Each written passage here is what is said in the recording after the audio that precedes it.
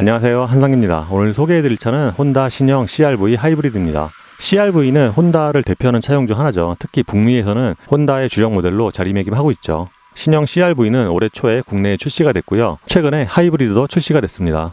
신형 CR-V 하이브리드는 파워트레인이 꽤 많이 바뀌었습니다. 예를 들어서 엔진은 동일한 2리터 배기량인데 새로 개발된 직분사 애킨슨 엔진으로 바뀌었고요. 변속기도 eCVT로 업데이트가 됐습니다. 전기 모터도 출력은 같지만 배치가 바뀌었고요. CR-V 하이브리드는 4WD 투어링 한 가지 트림으로만 판매가 되고요. 가격은 5,590만 원입니다. 외장 디자인은 가솔린 모델과 사실상 같습니다. 기존의 시승기에서 말씀을 드린 것처럼 CR-V의 외장 디자인은 디테일을 떠나서 이미지적으로 많이 달라졌는데, 예를 들어서 기존에는 일본차 특유의 디자인이 있었다면 지금은 약간 좀 유럽차의 느낌이 납니다.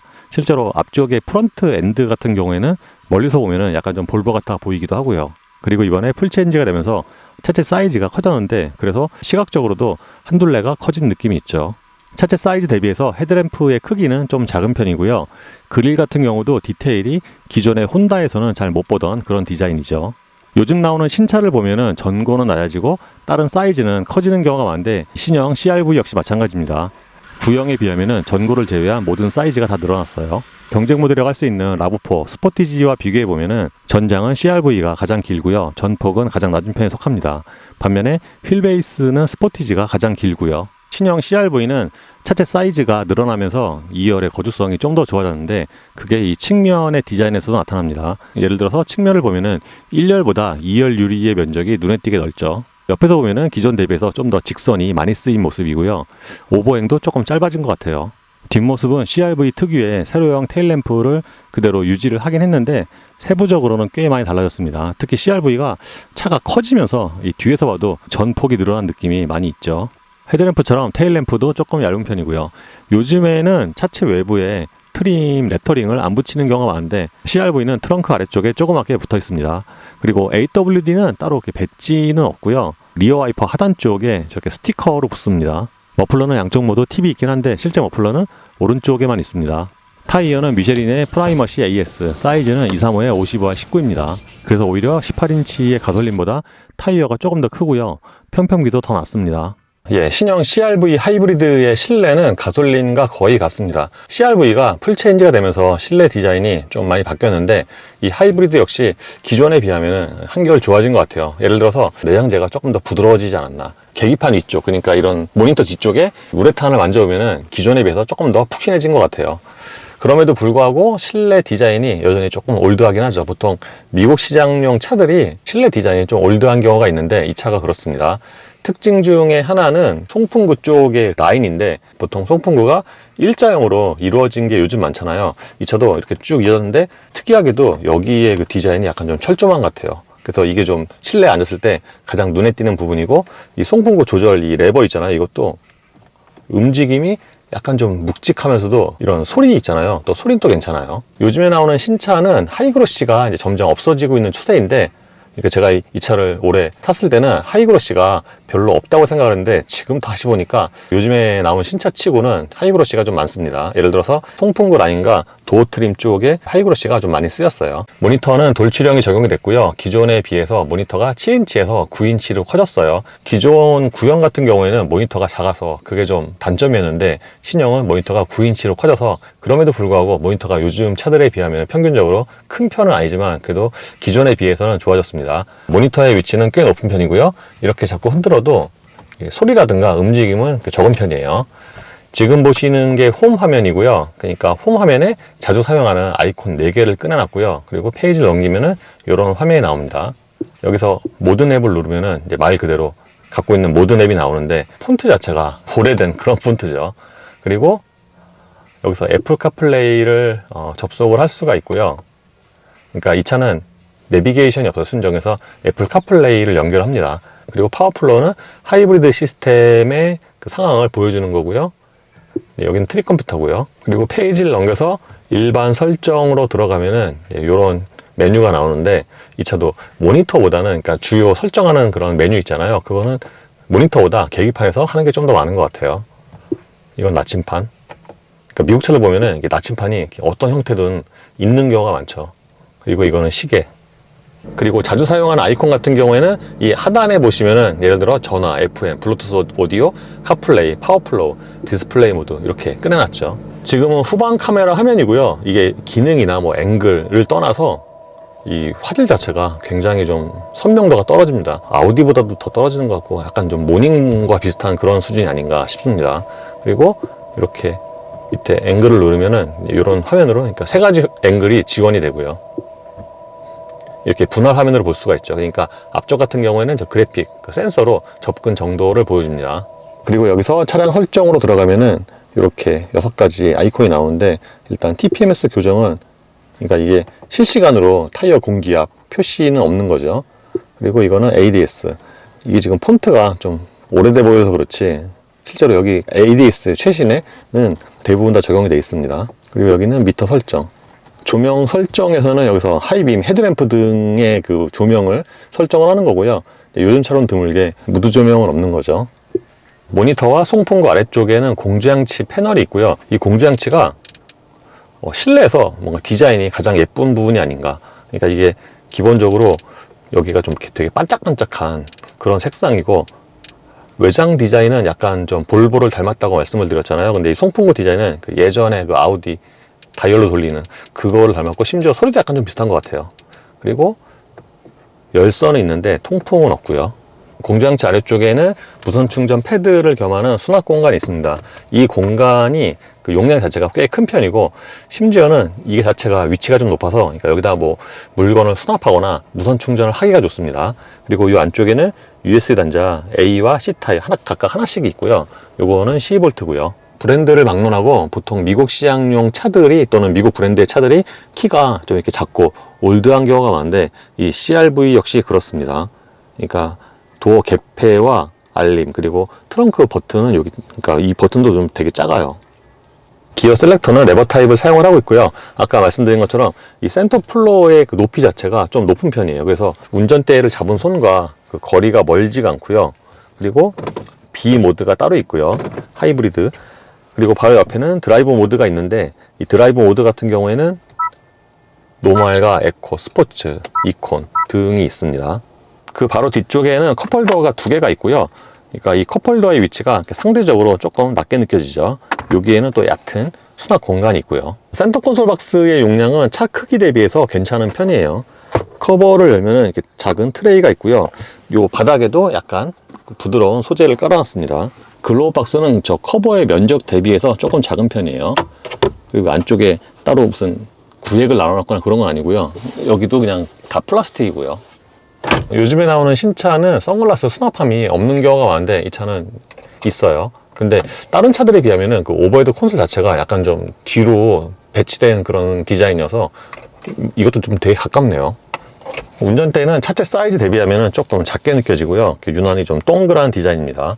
그리고 실내에 가죽이 그렇게 많진 않은데, 운전대 림은 이 가죽 자체가 좀 되게 부드럽습니다. 그러니까 전체 실내에서 소재가 가장 좋은 부분이 이 운전대 림의 가죽이 아닌가 싶어요. 심지어 이 안쪽에도 빨간색 바늘땀이 적용이 되어 있고요. 운전대 조절은 당연히 수동이고요. 패들 시프트로 회생제동 레벨을 조절을 할 수도 있습니다. 스포크 요 가운데 중앙에는 운전대 열선 버튼이 있고요. 요 홈 버튼 누르면은 이렇게 페이지가 나오는데, 그러니까 내비게이션을 선택을 하면은 여기 나침판이 나오는 거고요. 그리고 이건 드라이버 어텐션, 그리고 그건 구동력 배분. 그러니까 여기에 표시되어 있는 정보를 이제 자기가 원하는 대로 설정을 할 수가 있습니다. 계기판의 해상도만 보면은 토요타 렉서스보다 좋은데, 그러니까 좀 더 짠하죠. 근데 요즘에 디지털 계기판으로는 좀 드물게, 그러니까 모드에 따라서 디자인이 변하진 않아요. 시트는 쿠션이 좀 단단한 편이고요. 전체적으로 사이즈가 좀 타이트합니다. 그러니까 저 같은 성인 남자가 앉으면은 좌우가 약간 좀 타이트하게 지지해주는 그런 느낌이 있고요. 결정적으로 좌판 길이가 조금 짧아요. 그러니까 이 사이즈의 SUV로는 시트의 좌판 길이가 조금 짧은 편이죠. 유리는 4개 모두 다 원터치가 적용이 됐고요. 근데 운전석 같은 경우에는 올라올 때 속도가 좀 유난히 느리네요. 그리고 상하행 모두 할 거 없이 중간에 멈출 때는 이게 반대로 해야지 멈추고, 올라올 때 이렇게 같은 방향으로 하잖아요. 그러면 안 멈춥니다. CRV의 장점 중에 하나가 2열에 드나들 때 편의성이 좋은 건데, 이거 구형도 그랬죠. 다른 차에 비하면은 이 2열 도어가 거의 90도로 열려요. 보통 이렇게 요 사이즈 SUV 중에서 2열이 이렇게 90도로 열리는 차가 거의 없는데 이 차는 굉장히 좀 활짝 열리기 때문에 그러니까 타고 내릴 때 그런 편의성이 좋습니다. 구형에 비하면 좋아진 것 중에 하나가 2열의 거주성인데 휠베이스가 좀 늘어나면서 2열의 레그룸 자체 또는 전체 그 공간 자체가 늘어났어요. 제가 앉으면은 무릎과 앞치마 사이에 주먹이 2개 반 정도가 들어가고요. 제가 1열 시트는 좌판이 조금 짧다고 말씀을 드렸잖아요. 근데 2열 시트는 오히려 1열보다 이게 더 좌판 길이가 긴 게 아닌가. 그러니까 보통은 2열이 1열보다 전체 크기가 시트가 좀 작은데 이 차는 약간 좀 반대가 아닌가 싶고요. 그리고 1열보다 2열이 오히려 더 쿠션이 약간 부드럽습니다. 헤드룸의 여유도 있어서 제가 앉으면은 이 머리와 천장 사이에 주먹이 하나가 들어가고 조금 남아요. 2열의 장점 중에 하나가 등받이 각도 조절 폭이 꽤 큰 건데 예를 들어서 지금이 약간 90도로 거의 세운 거고요. 최대한 높여보면은 이렇게 이 정도까지 그러니까 약 한 8단계로 등받이 각도 조절이 됩니다. 심지어는 1열 시트 아래쪽의 공간도 여유가 있습니다. 지금은 1열 시트를 가장 낮춘 상태인데 이 상태에서 신발을 넣어도 이 정도의 상하 공간에 여유가 있어요. 근데 또 이 사이즈 차량도 굉장히 드물게 1열 시트 뒤에 이 백포켓이 없습니다. 2열은 이 가운데 부분도 그렇게 많이 올라온 편이 아니어서 그러니까 전체적인 거주성을 높이는데 일조를 하는 게 아닌가 싶고요. 2열 승객을 위해서는 여기에 US 단자 C타입 2개가 있고요. 송풍구도 있는데 그러니까 이 송풍구에 와서 이제 갑자기 디자인이 좀 이렇게 확 올드해지죠. 2열 유리는 끝까지 내려도 요만큼이 남고요. 이중접합은 당연히 아니고요. 그리고 2열 승객을 위한 그 열선 시트가 없어요. 그러니까 공간을 보면은 이제 패밀리카로서 될 만큼의 그런 거주성인데 의외로 2열에 열선은 없습니다. 2열 승객을 위한 컵홀더는 암레스트에 있고요. 그러니까 이 전체 암레스트의 폭에 비해서 컵홀더의 크기는 조금 작은 편이고요. 2열 컵홀더에는 물건을 잡아줄 수 있는 날개는 없고요. CR-V 하이브리드에도 썬루프가 적용이 되어 있고요. 근데 이게 와이드 타입은 아니고 그냥 일반적인 크기의 썬루프 같아요. 이 덮개는 수동이고요. 소재가 미세하게 이 커버와 천장이 조금 다른데 그 양쪽 모두 이렇게 만져보면은 뭐라 그러죠? 약간 그 너무 직물 같은 그런 느낌? CR-V의 장점 중에 하나가 하이브리드와 가솔린 모두 트렁크 용량이 같아요. 트렁크의 기본 용량은 1113리터, 2열 시트를 저으면은 2166리터로 늘어납니다. 구형 같은 경우에는 트렁크가 940리터, 1945리터였으니까 이것도 용량이 늘어난 거죠. 이 트렁크는 시각적으로도 용량이 커 보이는데 그러니까 다른 차들에 비하면 이 상하의 높이가 좀 더 큰 것 같아요. 그리고 이 바닥의 커버 같은 경우에는 이게 열리지가 않아요. 그러니까 이 아래쪽에 배터리가 있기 때문에 그러니까 이런 면에서는 그 가솔린과 조금 다르죠. 그리고 트렁크 양쪽에는 이렇게 골이 하나씩 있고요. 요거는 12V고요. 그리고 트렁크 쪽에서 2열 시트를 접을 수 있는 레버는 없습니다. 이렇게 2열 시트를 접으면은 굉장히 큰 공간이 생기고요. 그러니까 통상적인 SUV에 비해서 2열 시트 접었을 때 트렁크 바닥과 2열 시트의 그 높이의 차이가 좀 많이 나는 편이죠. 그래서 레저로 활용하기에는 좀 불편할 수 있지 않을까 싶습니다.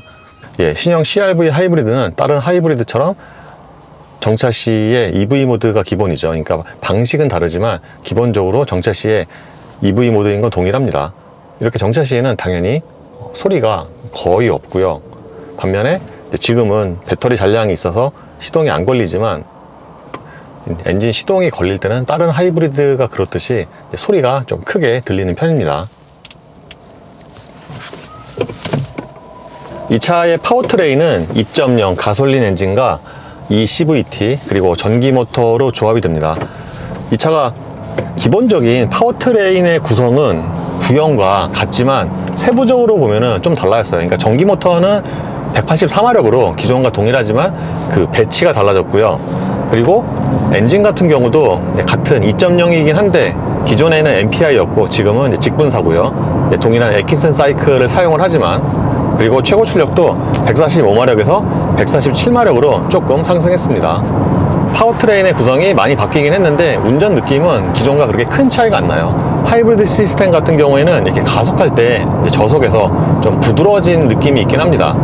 이게 기존에 비하면은 구조적으로 이제 저속에서 로고 클러치가 들어가면서 이제 거기서 이제 비롯되는 질감의 차이가 있는 것 같고요. 저는 오히려 그거보다는 이제 하체의 느낌이 이제 구형에 비하면은 좀 더 좋아지지 않았나. 아까 얘기를 들어보니까 이 하체 세팅 같은 경우에는 가솔린과 동일하대요. 근데 이 차가 가솔린보다 승차감이 더 좋게 느껴지거든요.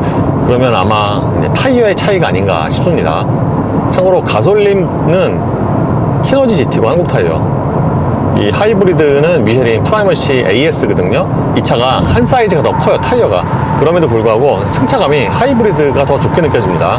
보통 가솔린과 하이브리드 이제 번갈아 타보면은 동일 차종에서 하이브리드의 승차감이 좀 더 좋은 경우가 많죠. 근데 이 차 역시도 그런 것 같아요. 그리고 전체적인 방음은 그냥 무난한 수준입니다. 근데 보통 하이브리드가 이제 일반적인 모델의 경우에 정차 시에는 더 조용하지만 방음이 똑같으면은 사실 이렇게 속도가 어느 정도 올라간 상태에서는 대략 비슷하거든요.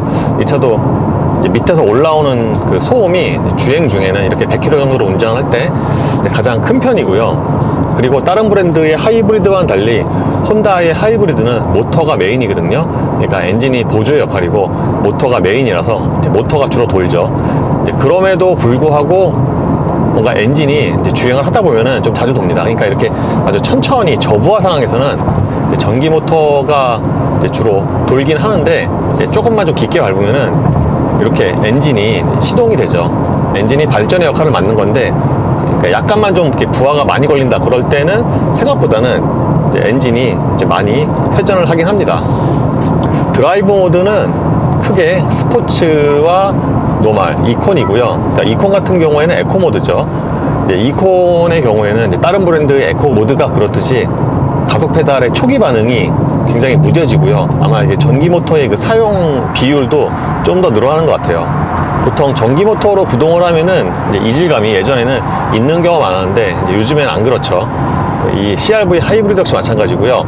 그리고 이렇게 노멀로 바꾸면은 초기 반응이 좀 더 빨라지는데 아무래도 에코 모드와 조금 더 차이가 있긴 합니다.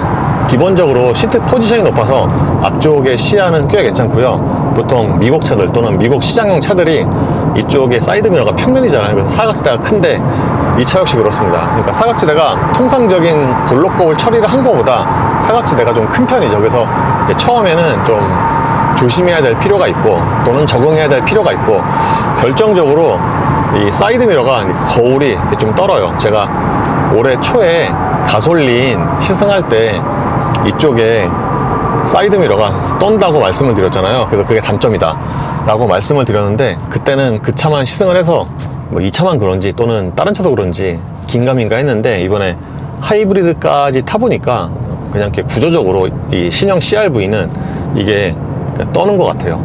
그러니까 이 정도 한 40, 50에서는 괜찮은데 속도가 한 70, 80 정도만 돼도 이 거울이 이렇게 떱니다.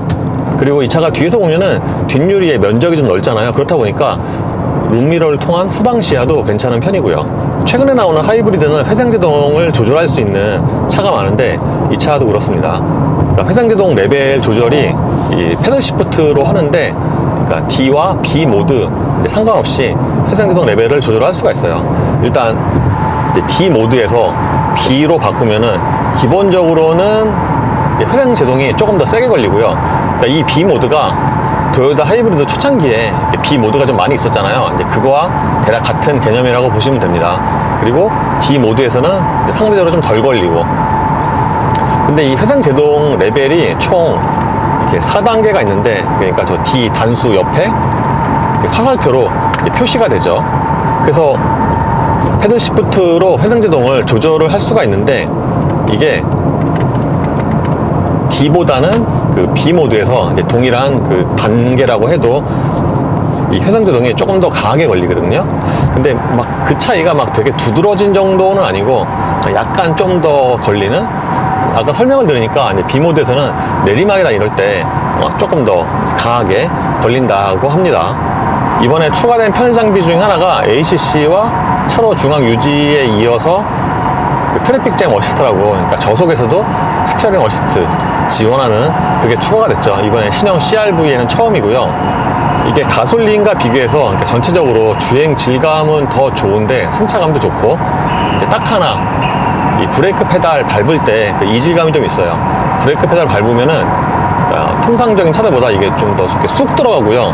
그리고 밟고 나서 이제 반발 되돌아오는 게 좀 탱탱합니다. 사실 요즘에는 전기차든 하이브리드든 브레이크 페달 밟았을 때 그런 이질감이 있는 차가 그렇게 많지는 않은데, 이 차는 이제 브레이크 페달 밟았을 때 이런 감각이 좀 탱탱해서 처음에는 멈춘 상태에서 시트 포지션을 잡잖아요. 그럴 때 약간 좀 그 시트 포지션 잡기가 처음에는 애매할 수 있어요. 부하가 조금 많으면은 생각보다 엔진이 많이 돌아간다고 말씀을 드렸는데, 이게 스포츠 모드에서는 엔진이 좀 더 많이 개입을 합니다. 그리고 스포츠 모드에서는 가상 사운드가 활성화가 되는데, 그러니까 소리가 약간 좀 더 굵어진다고 해야 되나? 그렇죠. 근데 그 소리가 막 되게 두드러지게 귀에 거슬릴 정도로 큰 건 아니고요. 그리고 스포츠 모드에서는 아무래도 엔진이 좀 더 개입을 하기 때문에 그런 면에서 초기 가속 페달의 반응이 한층 빨라지죠. 주행에서는 장점 중에 하나가 승차감인데, 보통 CR-V가 모든 항목에 걸쳐서 무난함을 지향을 하잖아요. 그게 이제 대중 브랜드의 볼륨 모델의 미덕 중 하나인데, 이 CR-V가 그렇습니다. 그냥 무난하게 편하게 타고 다닐 수 있는 뭔가 일상의 발 또는 일상의 그 신발 같은 그런 느낌이죠. 가솔린 때 말씀을 드린 것처럼 기본적으로 신형 CR-V가 구형에 비해서는 조금 부드러워졌거든요. 구형 CR-V는 약간 좀 단단해서 조금 통통 튀는 감각이라고 말씀을 드렸는데, 그러니까 거기서 라브4와 좀 차이가 있었거든요, 승차감에서. 근데 신형 CR-V는 이제 하체가 조금 더 부드러워지면서 이제 그런 면에서는 그 두 차의 그 차이가 조금 더 줄었다고 하겠습니다. 그리고 하이브리드는 이제 그거 가솔린보다 승차감이 조금 더 좋고요. 심지어는 이 차는 생각보다 2열의 승차감도 꽤 괜찮아요. 처음에 이제 빠져나올 때 일반 국도 있잖아요. 그럴 때도 생각보다 상하의 흔들림이 좀 있긴 하지만, 제가 아까 2열 시트가 조금 부드럽다고 말씀을 드렸잖아요, 1열보다. 딱 그 정도로 그 댐핑의 차이가 있어서 생각보다 2열의 승차감도 꽤 좋죠. 그리고 방음이 좋은 건 아닌데, 이것도 약간 반대되는 말로 휠하우스 쪽에서 올라오는 소음도 아주 그렇게 큰 편은 아니고요. 확실히 이 차의 2열을 보면은 역시 절대적인 공간의 여유에서 오는 그런 좀 편안함이 있어요. 하체 승차감이 아무리 좋아도 막 되게 비좁으면은 뭔가 편하진 않잖아요. 근데 이 차는 2열이 절대적으로 공간 자체가 좀 크다 보니까, 심지어는 등받이 각도 조절폭도 되게 크고, 근데 이렇게 운전 중에, 그러니까 주행 중에 등받이 각도를 내가 원하는 만큼 이렇게 조절하기가 그렇게 아주 쉽진 않더라고요. 장점 중에 하나는 엔진 소리는 실내로 좀 크게 들어오긴 하는데, 이게 회전수를 좀 많이 올려도 운전대나 시트로 진동이 굉장히 적습니다. 보통 이제 에키슨 사이클이 진동에 조금 더 약한데, 오토 사이클보다. 그래서 이제 고회전을 많이 올리면은 가늘게 진동이 좀 많이 올라오는 편입니다, 대부분의 하이브리드가. 근데 이 차는 모터가 메인이어서 그런지 이렇게 회전수를 많이 고회전으로 사용을 해도 떨림이 증가를 안 하는 건 아니지만, 다른 브랜드에 비하면은 이 운전대로 전달되는 그런 진동이 상당히 좀 적은 편이에요. 그래서 이 차 같은 경우에는 아무래도 사이드미러의 화각이 조금 작다 보니까 이런 시야에 도움이 될 수 있는 레인 와치가 있는데, 사실 이게 예전에 잠깐 팔다 말은 크로스 투어에도 있었죠. 그래서 사이드미러 방향지등을 켜면은 이렇게 모니터가 이쪽에 있는 화면을 비추죠. 이게 사실 화질이 상당히 좀 많이 떨어져서 그렇지, 그러니까 이쪽에 시야를 확보하는데 도움이 되긴 합니다. 근데 단점은 있어요.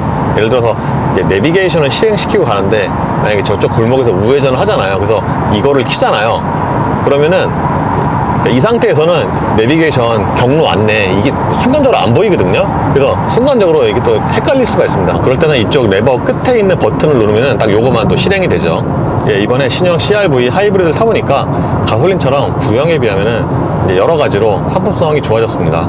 그러니까 가솔린 같은 경우가 뭔가 되게 대대적으로 대폭 바뀐 건 아닌데, 소소하게 그러니까 전방위적으로 조금씩 다 좋아졌거든요. 이 하이브리드 역시 마찬가지네요. 처음에 말씀드린 것처럼 하이브리드는 기존에 비해서 시스템적으로 많이 업데이트가 됐고, 그러니까 잘 눈에는 띄지 않지만 그러니까 세부적으로는 좀 많이 바뀌었어요. 근데 결정적으로 이제 좋아진 것 중에 하나가 승차감이고요. 그러니까 기존에 좀 통통 튀는 그런 승차감에서 약간 좀 부드럽고 좀 더 보편적으로 어필할 수 있는 그런 승차감으로 바뀐 게 특징입니다. 다만 이제 가격이 이제 기존에 비해서 좀 많이 올랐죠. 제가 작년에 시승했던 구형 하이브리드 대비해서 이 차가 대략 한 700 정도가 올랐고요. 그러니까 물론 요즘에는 이제 모든 브랜드가 가격이 신차가 많이 오르긴 하는데, 그러니까 이 차 역시도 기존에 비하면 가격이 많이 올랐고, 결정적으로 이게 가솔린보다 가격 차이가 좀 많이 나요. 그러니까 구형에 비해서 가솔린과의 그 가격 차이가 좀 더 많이 나서 이제 그런 면에서 보면은 조금 부담이 될 수가 있죠. 그러니까 보통 이제 가솔린 말고 하이브리드를 사는 이제 가장 큰 이유 중에 하나가 연비잖아요. 근데 이게 가솔린보다 대략 한 1,400 정도가 비싸단 말이에요. 그러면은 이게 기름값, 그러니까 좋은 연비로 회수할 수 있는 그런 범위를 좀 넘어서기 때문에, 물론 하이브리드가 승차감이 더 좋다는 그런 메리트가 있긴 하지만, 그러니까 이게 가격 차이가 대략 한 1,400만 원 정도가 나기 때문에 뭐 사양도 조금 더 좋긴 합니다. 근데 이렇게 가격 차이를 상쇄할 만큼은 아니거든요. 그러니까 그런 면에서 보면은 이 신형 CR-V 하이브리드는 이제 가격이 이제 생각보다는 좀 부담이 될 수가 있고, 심지어는 토요타 RAV4 PHEV와 비교해서도 이게 가격 차이가 또 그렇게 거의 안 나요. 한 100만 원 정도의 차이밖에 안 나기 때문에 이제 그런 면에서 보면은 이제 C형 CR-V 하이브리드는 이제 가격이 좀 부담이 될 수가 있겠습니다. 근데 구형에 비하면은 2열의 거주성이 많이 좋아졌기 때문에 이게 패밀리카로 써도 될 정도의 그런 거주성이에요. 트렁크도 동급에서는 가장 넓은 편에 속하고, 그리고 하이브리드가 가솔린보다 사양이 조금 더 좋거든요. 이게 가솔린보다 사양이 좋은 거지 가격 대비 사양이 좋은 건 아니어서, 예를 들어서 헤드업 디스플레이가 없고요, 이제 통풍도 없고요. 이번에 시승해서 운전을 해보니까 이 차는 시트 가죽이 좀 더운 것 같아요. 그러니까 지금 날씨가 이제 덥지가 않잖아요. 26도. 이제 선선한 날씨인데 그럼에도 불구하고 운전을 좀 하다 보면은 시트에서 좀 이렇게 열이 나요. 좀 더운 가죽이 아닌가 생각이 듭니다. 장점 중에 하나는 주행 안정성이 꽤 좋은 건데, 그러니까 이 차가 이제 고속으로 주행을 할 때, 그러니까 출력을 좀 많이 사용을 할 때 엔진 소리가 좀 크게, 그리고 이게 음색이 구형에 비하면 조금 달라졌어요. 약간 좀 더 부담스러운 음색이 됐다고 해야 되나? 그런데 이게 주행 안정성 자체는 꽤 좋습니다. 그러니까 특히 이게 직진할 때 그런 안정성이 좋은 것 같아요. 그리고 보통 하이브리드가 그렇듯이 풀 가속을 하면은 전기 모터의 특유의 고주파음이 있잖아요. 그게 이 차도 들리긴 하는데 소리가 아주 그렇게 큰 건 아니고 아주 약하게 들립니다.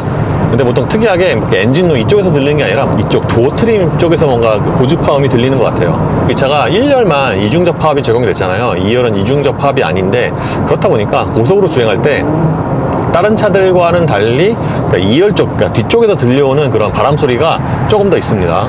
그리고 단점 중에 하나가 가속력인데, 투모터 시스템에 의해서 순발력 이런 거는 괜찮은데, 그러니까 뭐 일반적인 하이브리드에 비해서 뭐 그렇게 부족하다거나 모자라다거나 그렇진 않거든요. 근데 이 시스템의 특성상 이게 고속으로 올라갈수록 모터가 이제 고속에서 내연기관에 비해서 힘이 빠지잖아요. 그렇다 보니까 이건 이제 다른 혼다의 하이브리드도 마찬가지인데, 고속으로 올라가면 올라갈수록 좀 이렇게 힘이 빠지는, 그러니까 초반에 비해서 가속력이 주춤하는 시기가 좀 일찍 다가오죠. 그래서 일상적인 영역에서는 괜찮은데 좀 추월 가속할 때나 이제 고속으로 달릴 때는 그게 좀 단점이 될 수가 있습니다. 예, 이로써 혼다 신형 CR-V 하이브리드의 시승을 마치겠습니다. 감사합니다.